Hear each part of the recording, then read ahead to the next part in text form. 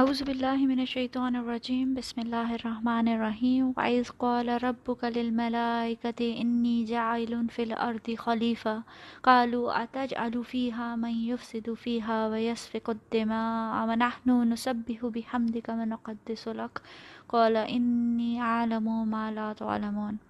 السلام علیکم ورحمۃ اللہ وبرکاتہ۔ آج ہم آیا نمبر 30 کریں گے۔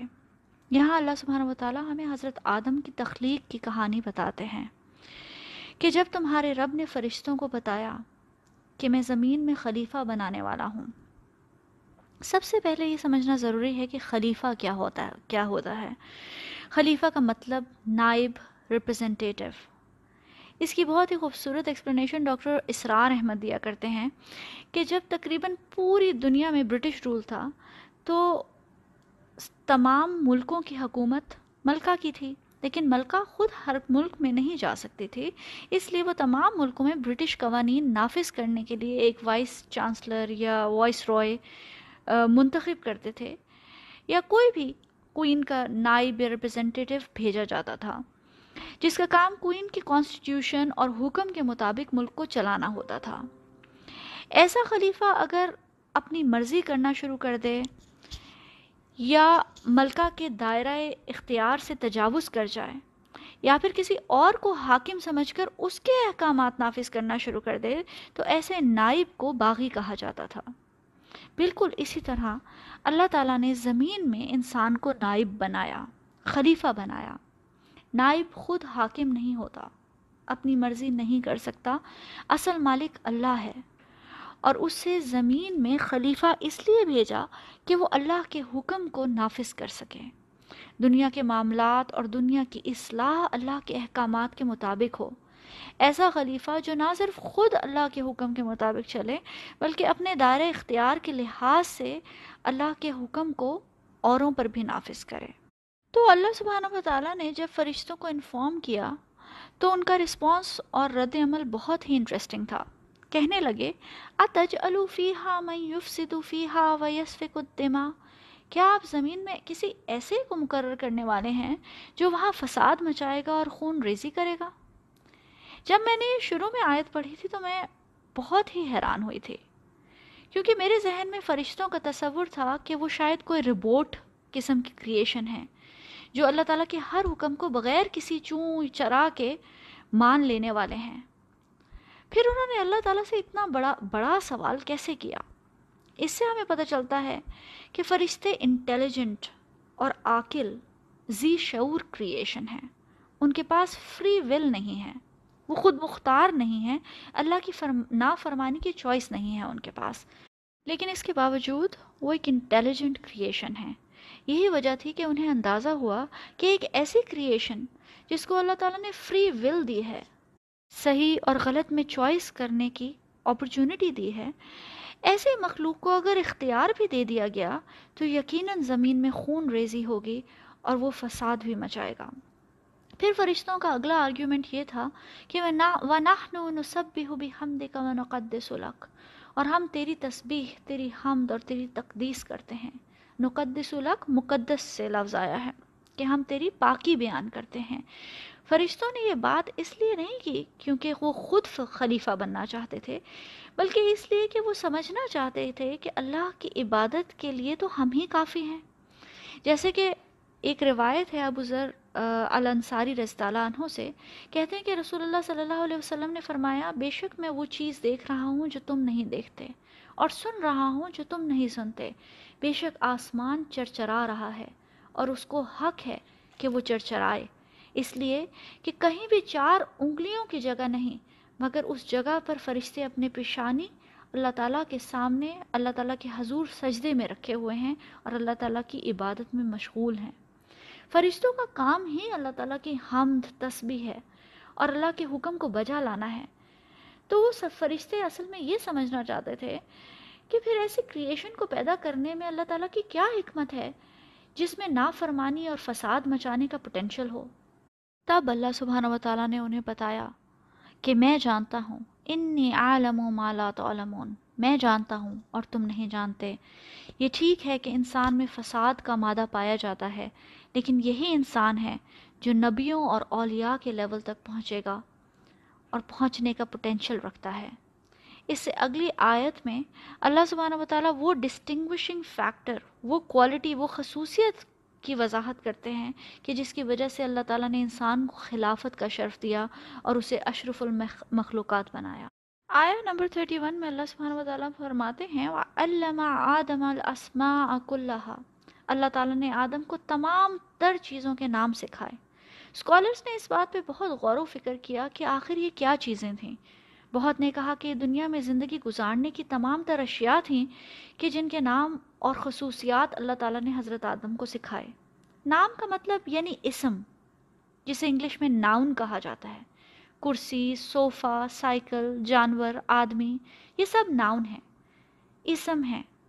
دنیا کا ہر قسم کا علم 70 to 80% ناؤنز پہ مشتمل ہے، چاہے وہ کوئی سائنس ہو، بایولوجی، فزکس، کیمسٹری، لا ہو، آرکیٹیکچر ہو، لٹریچر ہو، تمام تر علوم میں لغت اور ووکیبلری امپورٹنٹ ہے جو اس علم کی بنیاد بنتی ہے۔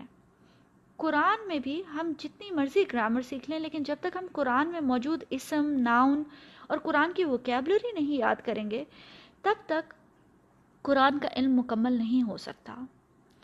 اصل بات یہ نہیں ہے کہ وہ کیا چیزیں تھیں جس کا علم اللہ تعالیٰ نے آدم علیہ السلام کو سکھایا، کیونکہ اگر وہ چیزیں امپورٹنٹ ہوتی تو اللہ تعالیٰ ہمیں کلیئرلی بتاتے کہ وہ کیا چیزیں تھیں جن کا علم اللہ تعالیٰ نے حضرت آدم کو دیا۔ اصل بات یہ ہے کہ اللہ تعالیٰ نے فرشتوں کو بتایا کہ یہ تخلیق باقی تمام تر مخلوقات سے مختلف اس لیے ہے کیونکہ اس میں علم حاصل کرنے کی صلاحیت ہے۔ انسان کا علم ہی اس کا ڈسٹنگوشنگ فیکٹر ہے۔ یہی علم ہے جس کو حاصل کر کے انسان غاروں سے نکل کر ارتقاء کی منزلیں طے کرتا ہوا آج یہاں تک آ پہنچا ہے۔ انسان کے سیکھنے کی ایبلٹی نے اسے ہوا میں اڑنا سکھا دیا، سمندروں کی گہرائیوں میں اور اسپیس کی وسعتوں میں پہنچا دیا۔ آج ہمارے پاس اسمارٹ فونز ہیں، آئی پیڈز ہیں، ٹیکنالوجی ہے، میڈیکل ایڈوانسمنٹس ہیں، آرکیٹیکچر کہاں تک پہنچ گیا ہے۔ جو کچھ بھی ہے اللہ تعالیٰ نے اس کی چپ حضرت آدم میں ڈال دی تھی، علم حاصل کر کے اسے اپلائی کرنے کا پوٹینشل۔ اسکالرز کا کہنا ہے کہ یہی علم ہے جو آدمی کو انسان بناتا ہے اور اسے اشرف المخلوقات کا درجہ دیتا ہے۔ اب چاہے وہ دنیا میں زندگی گزارنے کے لیے دنیاوی علم ہو یا پھر انسان کی روحانی ڈیولپمنٹ کے لیے ہدایت کا علم ہو، انسان یہ دونوں طرح کے علم حاصل کر کے ترقی کرنے کی صلاحیت رکھتا ہے۔ اس آیت سے ایک اور بات بھی واضح ہو جاتی ہے۔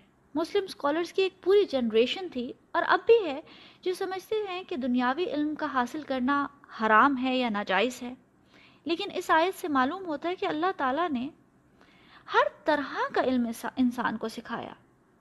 اللہ تعالیٰ نے فرمایا علم الآدم اسماء کلہا، ہر چیز کے نام آدم کو سکھائے۔ دنیاوی علم بھی اللہ تعالیٰ کی طرف سے ہے اور ڈیوائن ہے۔ اس کا ثبوت ہمیں قرآن میں کئی دفعہ ملتا ہے۔ سورہ بقرہ میں اللہ تعالیٰ نے حکم دیا کہ جب کوئی قرض کا آپس میں معاملہ کرو تو حساب لکھ لیا کرو، اور لکھنے والا عدل کے ساتھ لکھے اور ایسے لکھے جیسے اللہ نے اسے سکھایا ہے۔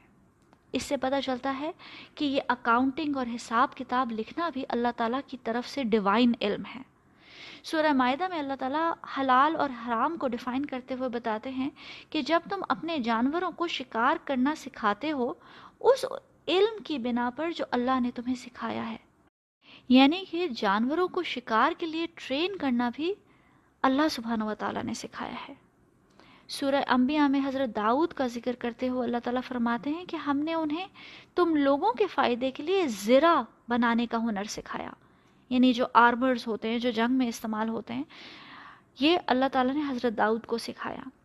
یہ چند ایگزامپل سے ہم بہت اچھی طرح سے دیکھ سکتے ہیں اور ہمیں پتہ چلتا ہے کہ دنیا کا ہر علم اللہ تعالیٰ نے سکھایا ہے۔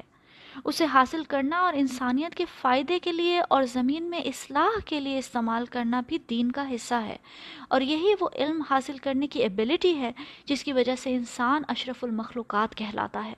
پھر اللہ تعالیٰ نے فرمایا ثم عرضهم على الملائکۃ فقال انبئونی باسماء ہؤلاء ان کنتم صادقین.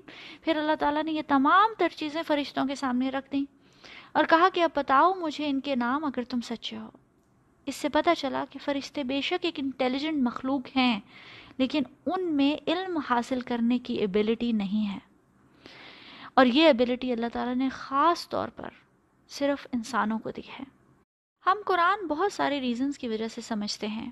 ان میں سے ایک سب سے اہم وجہ یہ ہے کہ ہم سمجھ سکیں کہ ہمارا رب کیسا ہے، ہم اپنے رب، اپنے اللہ کو سمجھ سکیں. میرے لیے اس آیت پہ سب سے حیران کرنے والی بات یہ ہے کہ اللہ سبحانہ و تعالیٰ جو تمام جہانوں کا بادشاہ ہے، اس دنیا کے بادشاہ کوئی فیصلہ کریں تو نہ کسی کو بتانا پسند کرتے ہیں، اور کسی کی اتنی ہمت نہیں کہ کوئی درباری بادشاہ کے فیصلے پہ سوال کر سکے. یہ ہمارا رب کیسا مالک ہے، کیسا مہربان اور حکمت والا بادشاہ ہے کہ وہ فرشتوں کو انفارم کرتا ہے کہ میں زمین میں خلیفہ بنا رہا ہوں، اور پھر فرشتے جو اللہ کی بندگی کرنے والی مخلوق ہے وہ اللہ تعالیٰ سے سوال کرنے کی ہمت بھی کر سکتے ہیں. اس کے جواب میں اللہ تعالیٰ چاہے تو فرشتوں کو تنبیہ کرتا، وارن کرتا کہ تمہاری ہمت کیسے ہوئی کہ میری حکمت پہ سوال اٹھاتے ہو. لیکن اللہ سبحانہ و تعالیٰ ایسا رحیم و کریم ہے کہ فرشتوں کو لاجیکل ریزننگ کے ساتھ ڈیمانسٹریٹ کر کے دکھاتا ہے کہ یہ وجہ ہے کہ میں اسے خلیفہ بنانے جا رہا ہوں. مطلب یہ ایک بالکل مائنڈ باگلنگ بات ہے، اور اللہ تعالیٰ کے بارے میں ہمیں بہت چیزیں پتہ چلتی ہیں اس سے کہ اللہ تعالیٰ کوئی ایسا بادشاہ، کوئی ایسا مالک نہیں ہے جو بس اپنا حکم لوگوں پہ امپوز کرنا چاہتا ہے، بلکہ اللہ تعالیٰ حکمت کے ساتھ لوگوں کو لاجیکل ریزننگ دے کے فرشتوں کو سمجھاتا ہے. سبحان اللہ، ایسا مہربان، رحمان اور حکمت والا ہے ہمارا رب.